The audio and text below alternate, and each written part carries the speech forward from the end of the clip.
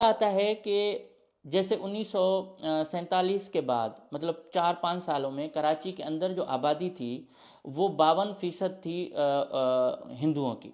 और सिर्फ 4 सालों के 5 सालों के अंदर में वो आबादी कम होकर 2% हो गई।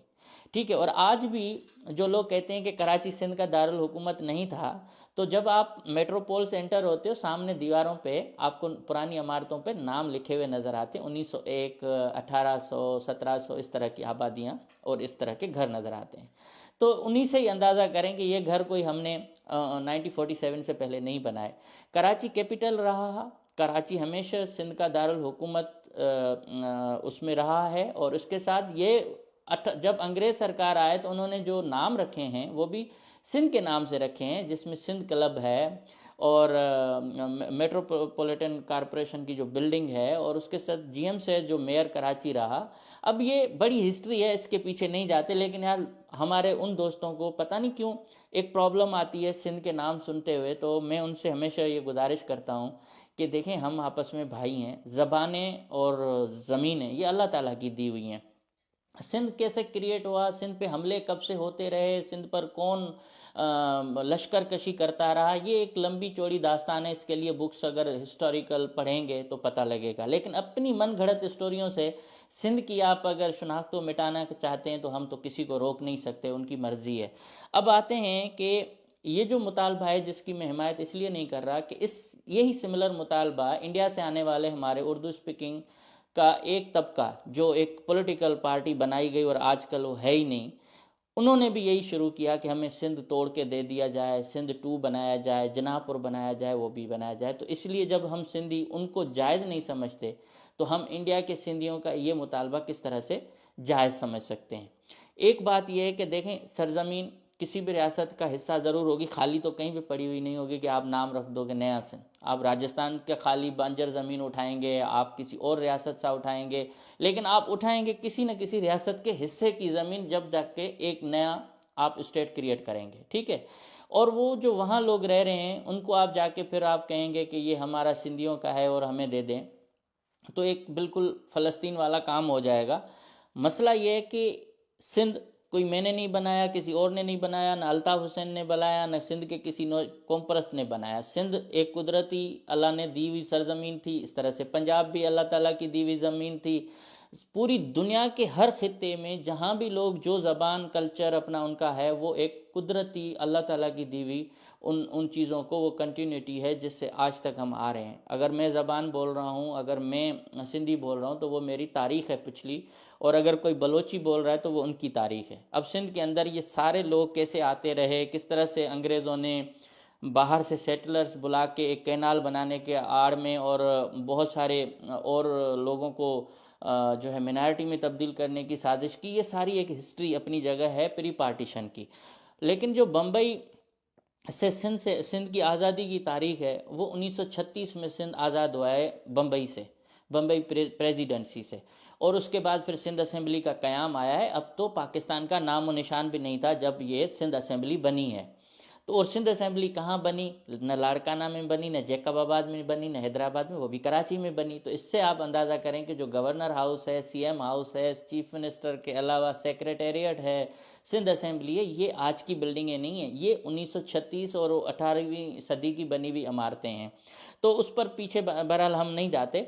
लेकिन जब माइग्रेशन हुई तो सबसे ज़्यादा जो सिंध के लोग गए वो डिफरेंट डिफरेंट स्टेट्स में चले गए। मतलब कोई बंगाल चला गया, कोई यूपी चला गया, कोई महाराष्ट्र, पता नहीं, मैं इसका नाम हमेशा गलत लेता हूँ, वहाँ चला गया। मतलब पुणे में है ज़्यादा सिंधी हैं।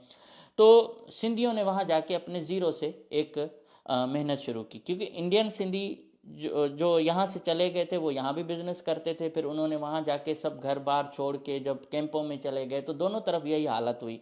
और वहाँ से आने वाले भाइयों को कहा गया कि थोड़ा सा आगे जाएं, तो वो कराची आए। कराची उस वक्त भी ज़ाहिर है एक बड़ा हब था और समंदर के किनारे शहर था, तो इसलिए ज़्यादातर जो आबादी थी वो यहाँ आ गई और उनको बसाया गया लियाकत अली ख़ान साहब के तवस्सुस से। तो ये एक मामला था पहले। और उसी के साथ फिर जो दूसरे लोग थे उर्दू स्पीकिंग, कोई लाड़काना, कोई झुड्डो, कोई मीरपुर ख़ास, कोई सांगड़, और इधर इस तरह से बिखर गए, टंडोलया, हैदराबाद। तो वहाँ भी उन्होंने बड़े बड़े शहरों में और छोटे छोटे शहरों में अपना जाकर ठिकाना बनाया और वहाँ वो फिर आहिस्ता आहिस्ता मिक्स होते गए, मतलब सिंधियों से भी उनका अच्छा राब्ता हो गया और सिंधी समझने भी लगे, सिंधी बोलने भी लगे। लेकिन जो कराची में आने वाले लोग थे शुरू में, वो सारी एक नस्ल जो है वो बिल्कुल सही तरीके से अपना कर रही थी। बाद में जो फितना फैला जनरल ज़िया के दौर में, वो अलग मामला है। तो सूबा किसका, एक एक रियासत अल्लाह ने दी है, आप उसको टुकड़े करके किसी और को दो, ये दुनिया में मिसाल नहीं होती। सूबा या रियासत या ज़मीन आपकी अल्लाह ताला की दी हुई होती है, उसको आप अगर कब्ज़ा कर सकते हो, बना नहीं सकते। कब्ज़े की जहाँ तक बात है कि आप कहते हो कि मैं पुराने लोगों का जो है हक खा के और दूसरों को दे दूं, तो ये मिसालें आप देखें कि इंडस रिवर शुरू होता है लद्दाख और चाइना से, लेकिन उसका नाम दरियाए सिंध इसलिए रखा गया कि वो आखिर में आके बहता है। तो हमेशा जो सदियों से एक रवायत है, जो नेचर है, उसको भी हमें देखनी चाहिए कि ये जो सिंध के सिंधी या वहाँ गए हैं, अब उनको एहसास हुआ है अपने वतन का। अब वो समझते हैं कि हम सिंध बनाएंगे, हमारा नक्शा वो होगा, हम वहाँ स्कूल बनाएंगे, एजुकेशन लेंगे और बच्चों को अपना कल्चर देंगे। ये पॉसिबल ही नहीं है। आप किसी सूरत में भी ये नहीं कर सकते। आप कब्ज़ा तो कर सकते हो, आप एक सोसाइटी तो सिंधियों की बना सकते हो, आप बहरिया टाउन 1, 2, 3 तो बना सकते हो, आप सिंध 1 नहीं बना सकते, सिंध 2 नहीं बना सकते, पंजाब 1 नहीं बना सकते, पंजाब 2 नहीं बना सकते। अब यहाँ आएगा कि भाई फिर पंजाब तोड़ने की बात क्यों होती है। देखिए पंजाब में क्या है, सदियों से एक बेल्ट है जहाँ एक कम्युनिटी रहती है, उनकी ज़बान अलग है, उनका कल्चर थोड़ा डिफरेंट है और वो उसी जगह पे रहते हैं सदियों से। ऐसा नहीं कि 70 साल 75 साल पहले आए और वो रह गए, नहीं। और वो अपनी एक शनाख्त बना के बैठे हुए हैं। अगर उनको कोई अलग रियासत, एक अपनी टेरिटोरियल एक बाउंड्री मिल जाती है तो मेरे ख्याल में वो अलग मुतालबा है। लेकिन मैं या मेरे कोई सिंधी जो खुजदार में और कलात में रहते हैं सदियों से, उनकी तादाद है 4-5 हज़ार या 10 लाख या 1 करोड़, वो जाके बोलें बलूचिस्तान तोड़ के हमें दे दो, तो इसकी हिमायत भी हम नहीं करेंगे, क्योंकि वो बलोचों की रियासत है, पंजाब की है। जो यूपी सूपी से आए हैं, उन्होंने अपना वतन वहाँ छोड़ा और वो यहाँ आए, उनको यहाँ एडजस्ट होना पड़ेगा। इस तरह से हम जब अमेरिका आए हैं तो हम अमेरिका में आके बोलेंगे भाई हम टेक्सास में जो है वो इतने लाख हम पाकिस्तानी हैं और हमारा कल्चर अलग है, ज़बान अलग है, हमें जो है वो रियासत तोड़ के दो। तो मेरे ख्याल में दुनिया में तो ऐसा नहीं होता। हाँ, आप सोसाइटी बना लें, सिंध सोसाइटी, सिंध बहरिया टाउन 1, बहरिया टाउन 2।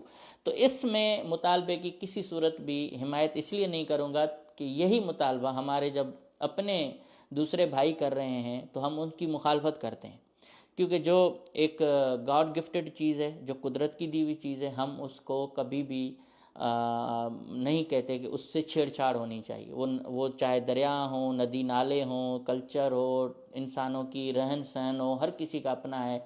दुनिया में तो लोग केले के पत्ते बांध के लिबास बना के चलते हैं, नंगे आधे घूम रहे होते हैं, उनको अपने कल्चर पे प्राउड है।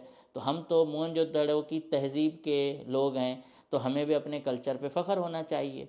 तो हम हर ज़बान से मोहब्बत करते हैं, वो चाहे पंजाबी हो, उर्दू हो, बलोची हो और जो है पश्तो हो, और इवन इंडिया की तमाम रियासतों में बोली जाने वाली ज़बानें या पूरी दुनिया के अंदर जो भी ज़बानें बोली जाती हैं, ये कोई किसी ने कंप्यूटर में बना के नहीं दी हैं, ये अल्लाह ने दिमागों में डाली, अल्लाह ने ही दिया है ज़बानें और शनाख्त दी है। इसलिए आज हम अपनी पूरी दुनिया में पहचाने जाते हैं।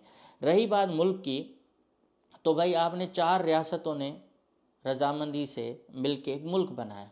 कोई वो नहीं था कि ज़मीन कब्ज़ा कर ली और बाउंड्री लगा दी और लोग आके बसाए गए, इस तरह से नहीं। हाँ, वहाँ मेजॉरिटी थी मुसलमानों की या उनकी, और एक तहरीक चली, उसके नतीजे में 4 सूबे, बलूचिस्तान को बाद में लेके आए, NWFP को उस वक्त को भी वो बाद में, लेकिन एक इत्तेफाक राय से एक मुल्क बना, उसका नाम रखा गया पाकिस्तान।